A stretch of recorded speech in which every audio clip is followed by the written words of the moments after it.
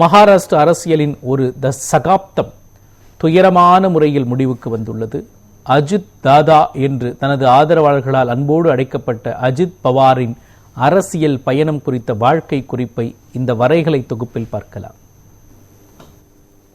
அஜித் அனந்தராவ் பவார் 1959 ஆண்டு ஜூலை 22 மகாராஷ்டிராவின் ஹக்மந்தர் மாவட்டத்தில் பிறந்தார்.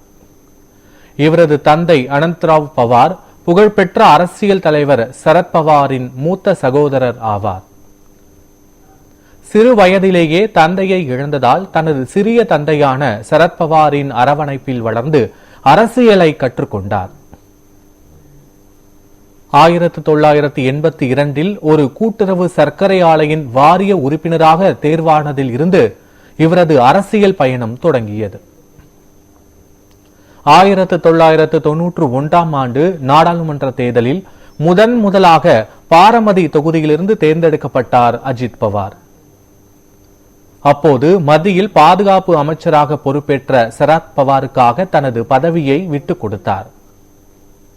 கடந்த 30 ஆண்டுகளுக்கு மேலாக பாரமதி தொகுதியை தனது கோட்டையாக வைத்திருக்கிறார்.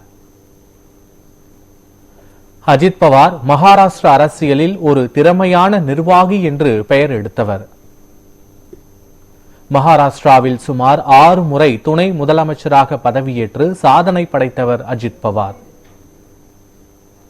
நிதித்துறை, நீர்ப்பாசனம் மற்றும் மின்சாரம் போன்ற கடினமான துறைகளை நீண்ட காலம் கையாண்டவர் அஜித் பவார்.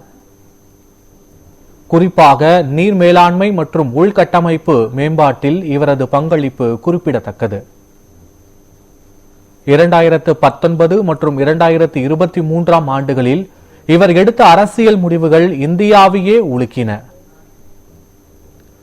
2023 என்சிபியில் பிரிந்து தனது ஆதரவு எம்எல்ஏக்களுடன் பாஜக ஷிண்டே சிவசேனா கூட்டணியில் இணைந்தார்.